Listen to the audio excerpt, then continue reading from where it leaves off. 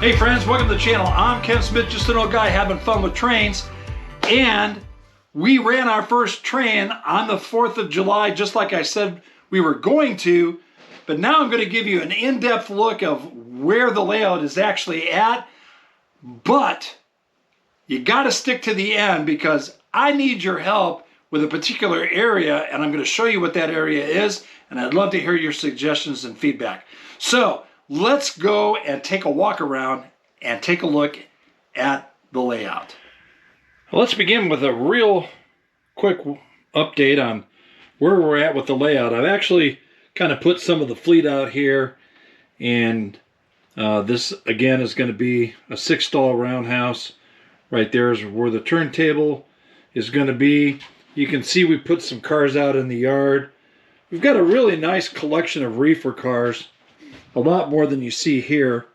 But this kind of gives you a really good visual perspective of how this town is going to kind of look once we get, we have like 5 or 6 more BTS kits that we want to use, and that's going to fill this whole town in. Ideally, I'd like to get the town to right about here, and we'll get some more service area being used over here. And then the other thing I think I'd like to do is just kind of have this stick here for maybe a visual, but I'd really like to put some kind of ice loading platform. Just has to be small. I don't want it very big, but that's one of the thoughts that I have for that area. Then as we kind of move down the section here, where you see this black line, that's going to be a waterfall. Now, if we look in here, this water is going to come through, and then right here, we're going to put a small bridge. It's only going to be about this big. And then our water stream river is going to flow through the canyon here.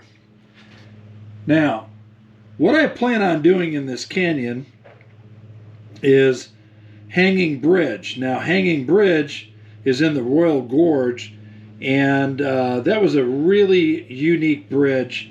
We're going to do something a little bit different in that when you look at the photo of Hanging Bridge that I'll show here in a moment, the water, the river actually came under the bridge and then stayed on this side of the canyon.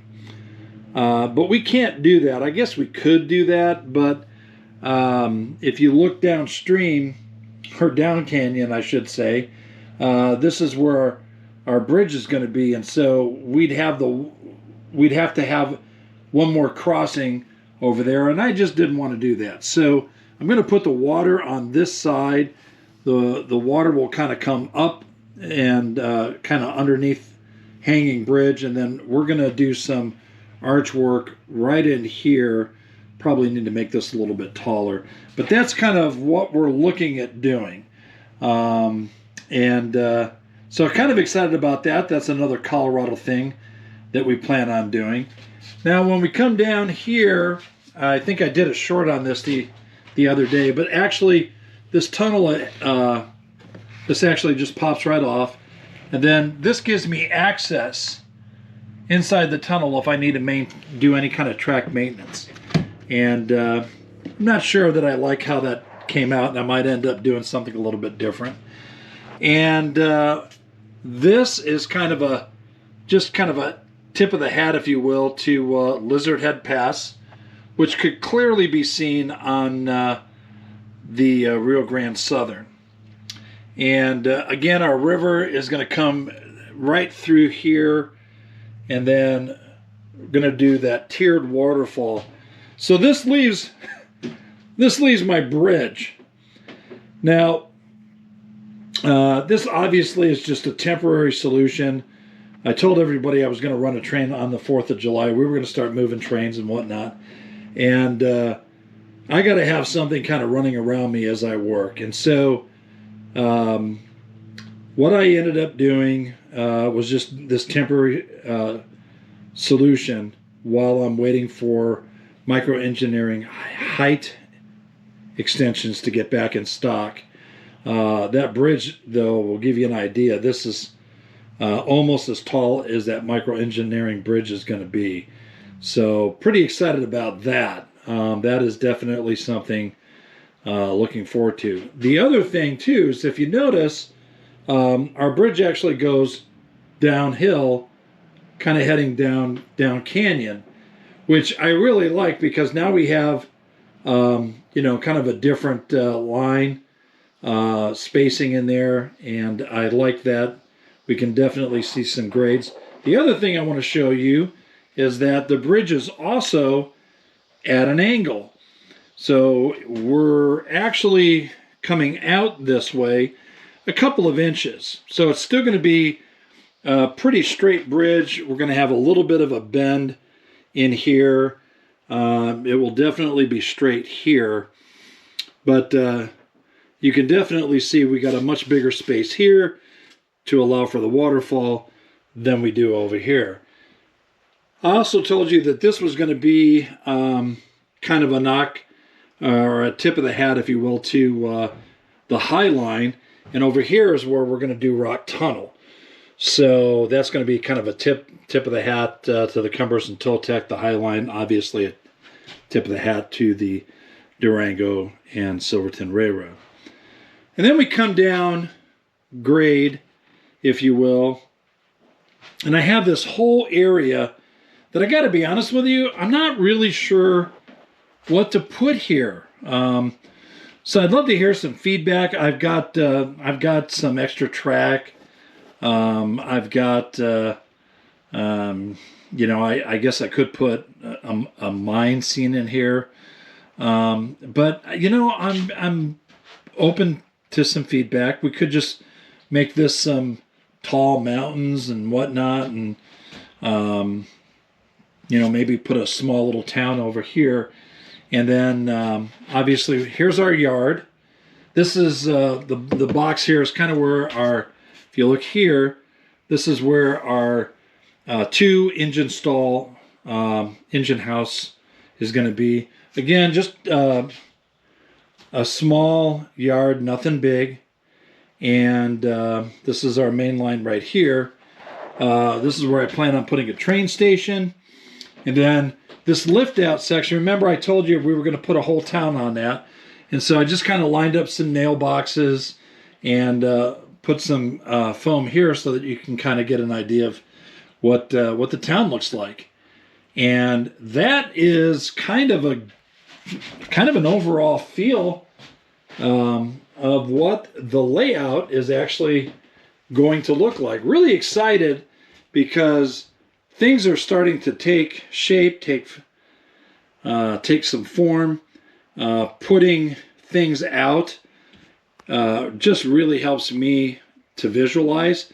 I'm a photographer, and so I mean that's what I do for a living. So I'm obviously a very visually a visual person. I got to see a lot of things that just help me plan, and so putting stuff out like this just really helps me and helps me kind of create. As far as how I did this, honestly, I just did it with a couple of knives, a boning knife and both of them were non-serrated knives. And then I just dug some patterns in, and then kind of put some smaller lines in here with some smaller carving knives and that type of thing. But again, I'm thinking about graduating from plaster to a different technique. Don't want to say too much about that just yet, but that is kind of my thought process. And again, make sure you mention something in the comments. I'd really like to hear what you might suggest that we could put over there. We've got a lot of space. This is roughly 30 inches from here to the back wall. So we've got every bit of almost 2 feet right in the depth here. And if we go from about this point to there, that's probably a good 4 feet. So, you know, 2 foot by 4 foot area. We could do an awful lot. So I'd like to hear your thoughts. And for my naysayers who say that a Tyco won't run on code 83 microengineering track, yeah, I'm sorry, I gotta disagree with you, because that's what's actually running right here, right now. And the only problem I had, believe it or not, was with the that little guy right there, an old AHM bobber caboose, that actually I had to swap out the wheels because the flanges were way too big. So, super impressed with how this locomotive is running with its original motor.